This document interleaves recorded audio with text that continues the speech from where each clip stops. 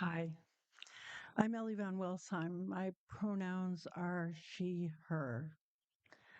I'm the founder and director of the MoonCatcher Project and a Unitarian too. Who would have thought 12 years ago that I'd be doing church services about menstruation? I grew up Catholic, and that sure wasn't a place where you talked about things like this. Yet here I am, and I'm grateful to be here. So, imagine you're a 14-year-old girl living in places like these.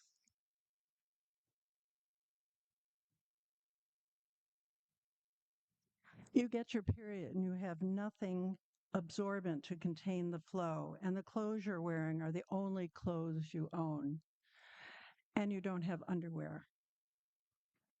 The toilet is a small concrete building with a hole in the floor. The wooden door is warped and it doesn't lock. There's nowhere to put anything down that you might be carrying, and there is no water. Boys can peek over the walls and laugh at you. If you miss a day of school, you can't borrow someone's notes or take home a textbook, and you can't ask for help after school from your teacher.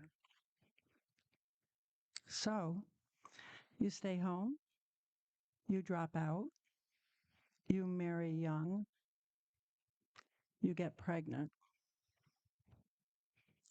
and the cycle of poverty continues.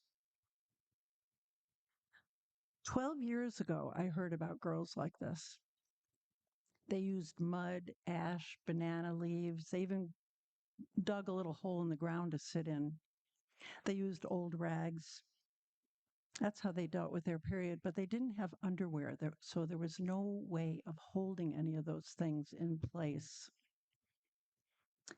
They couldn't afford anything. They couldn't afford disposable items. Their families were making $1 to $2 a day. Using their money to provide underwear, much less disposable products, was not going to happen. These girls drop out of school, and any dreams that they have are dashed. When I first heard about this, I was 58 years old. I grew up in a sewing factory and worked in a design house after college. I knew pattern making and clothing design, construction. I knew I had the skills to do something about this problem that I was just learning about. In short, I could do something or not. Not exactly the crossroads I was expecting at this stage of my life. It was mind boggling to me that half the population bleeds. In fact, about 1.8 billion people menstruate every month worldwide, meaning that at any given point, 800 million people menstruate, comprising about 26% of the global population. And yet, millions of us have no way to deal with it. Why didn't I know that already? And how could I possibly not do something about it? So I started the MoonCatcher Project. People throughout the world call their periods all sorts of crazy things. As a matter of fact, there's over 5,000 expressions for menstruation. I'm sure some people in this room know some of those. There's things like Aunt Flo is coming to visit, I'm on the rag, the curse, Shark Week. But my personal favorite is I'm on my moon. Because much like the cycle of the moon, your period repeats about every 28 days. I was interested in designing something to catch that moon, something environmentally friendly, reusable and washable, and could be worn without underwear. In short, I saw it as a way to work towards a more just and equitable world. I was no longer bleeding. So I asked my college-age daughter, Paisley, who some of you might know, to test my design.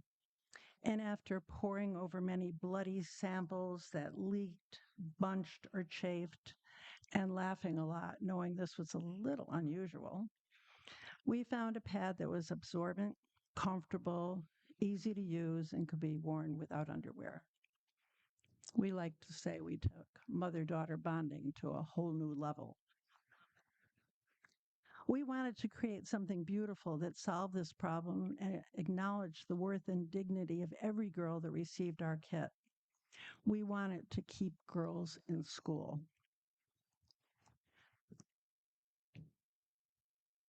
We designed something size adjustable. This is what it comes in. This is what it looks like. And if anyone wants to see this after the service, you're more than welcome to come up and open it up and see how all those parts look.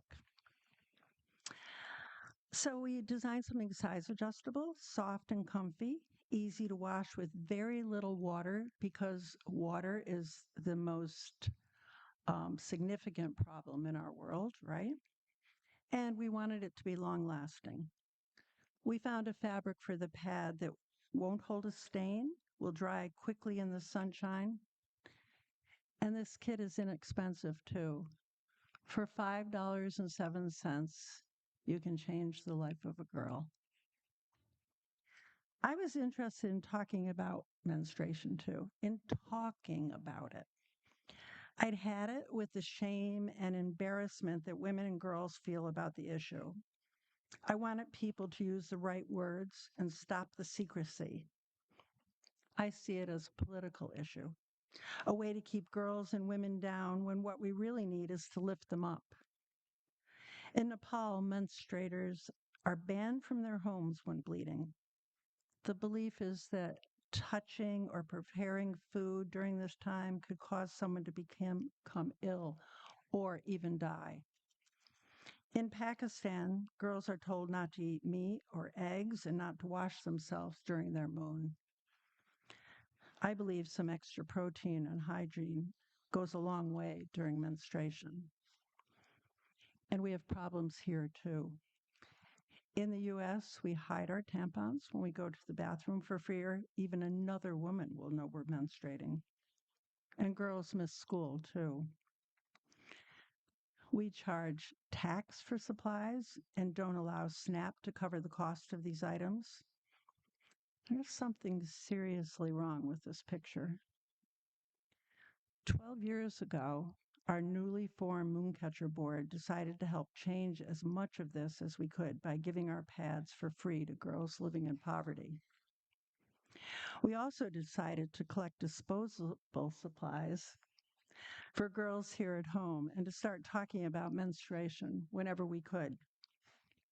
We asked everyone we knew to help make our pad, and over the years, thousands of men, women, and children showed up to cut, iron, sew, and pack. And we wanted to support some of the countries where our pads were going. So we set up sewing guilds in Africa and India too. And we started to pay women there to make MoonCatcher kits and distribute them to schoolgirls. We wanted to support them and help them feed their families. Some of our kits are also hand delivered by U.S. travelers going on mission trips to the countries where we don't have sewing guilds. We've sent kits to more than 38 countries. Mostly, we're interested in keeping girls in school during their menstruation. We've added a menstrual management and reproductive health curriculum for every class that receives our kits. And now we have a boys' curriculum too, so that boys become part of the solution instead of part of the problem. Now they bring jerry cans of water to those toilets instead of looking over the walls or taunting menstruators. When girls complete a high school education, they often marry later, have fewer children, and have a far greater chance of becoming financially independent. And they teach the children they choose to have the value of education too.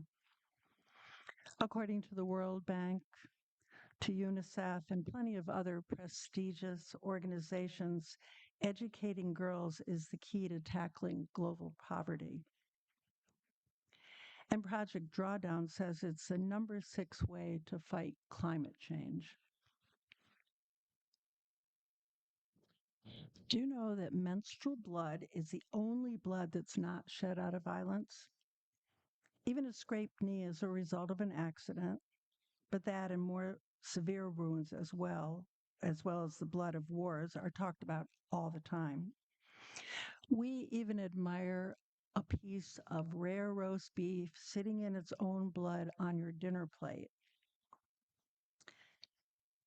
We know that an animal was slaughtered in order to make that meal possible.